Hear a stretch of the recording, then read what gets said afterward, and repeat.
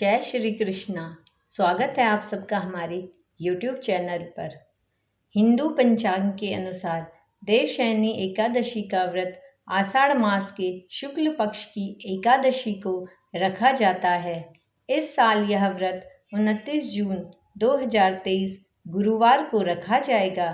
आषाढ़ शुक्ल पक्ष एकादशी से ही सृष्टि के पालनहार श्री भगवान विष्णु का शयन काल शुरू हो जाता है और कार्तिक शुक्ल एकादशी यानी देव उठनी एकादशी को भगवान योग निद्रा से जागते हैं। करीब 4 महीने की इस अवधि को चतुर्मास कहा जाता है। इस बार अधिक मास के चलते भगवान विष्णु 4 के बजाय 5 महीनों तक विश्राम करेंगे। शास्त्रों के अनुसार इन 4 महीनों में शुभ व मांगलिक कार्य वर्जित होते हैं। इस साल देवशयनी एकादशी का विशेष महत्व है। देवशयनी एकादशी का व्रत भगवान विष्णु को समर्पित है। गुरुवार का दिन श्री हरि का माना जाता है। इस साल देवशयनी एकादशी गुरुवार को पड़ रही है, जिसके कारण इस एकादशी का महत्व और भी बढ़ रहा है। इसके अलावा इस दिन सिद्धि व साध्य योग का भी शुभ संयोग बन रहा है। ज्योतिष शास्त्र में इन योगों को बेहद शुभ माना जाता है। धार्मिक मान्यताओं के अनुसार देवशयनी एकादशी के दिन भगवान विष्णु 4 महीने के लिए पाताल लोक में शयन करने के लिए जाते हैं और सृष्टि का संचालन भगवान शंकर के हाथ में होता है। अब हम आपको सुनाते हैं देवशयनी एकादशी व्रत कथा। एक बार युधिष्ठिर ने श्री कृष्ण जी से आषाढ़ शुक्ल एकादशी व्रत के महत्व को बताने को कहा। तब भगवान कृष्ण ने कहा कि इसे देवशयनी एकादशी के नाम से जानते हैं।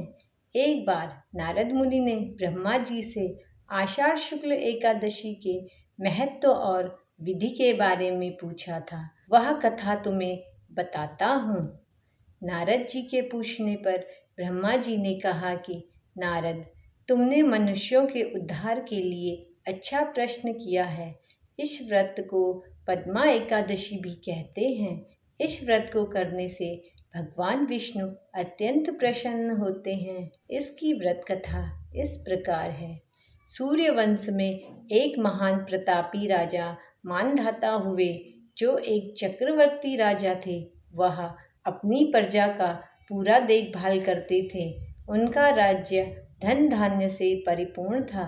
उनके राज्य में कभी अकाल नहीं पड़ा था। एक समय की बात है, लगातार 3 साल तक बारिश नहीं हुई और अकाल पड़ गया। अकाल के कारण उनकी प्रजा काफ़ी कष्ट में रह रही थी। वे सभी दुखी थे। अन्न और धान्य की कमी के कारण यज्ञ जैसे धार्मिक कार्य भी बंद हो गए। प्रजा परेशान होकर राजा के दरबार में पहुंची और कहा कि हे राजन, इस अकाल से चारों ओर हाहाकार मचा हुआ है। बारिश के अभाव में अकाल पड़ गया है। इस वजह से मनुष्य भी मर रहे हैं। इसका कुछ उपाय खोजना होगा। राजा ने कहा कि ठीक है। वे एक दिन अपने कुछ सैनिकों के साथ जंगल में गए और अंगीरा ऋषि के आश्रम में पहुँचे और ऋषि को प्रणाम किया।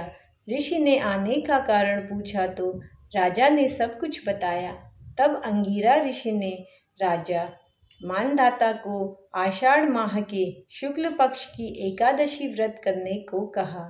इस व्रत को करने से सभी प्रकार की सिद्धियां प्राप्त होती हैं। तुम अपने सभी मंत्रियों और प्रजा के साथ इस व्रत को करो, समस्या का समाधान हो जाएगा। ऋषि अंगीरा के सुझाव के अनुसार ही राजा मानधाता ने पूरी प्रजा के साथ देवशयनी एकादशी का व्रत विधि पूर्वक किया। उस व्रत के प्रभाव से वर्षा हुई, अकाल से मुक्ति मिली और फिर से राज्य धन धान्य से संपन्न हो गया। देवशयनी एकादशी व्रत की कथा को सुनने से समस्त पापों का नाश होता है। इस व्रत को करने से मोक्ष की प्राप्ति होती है।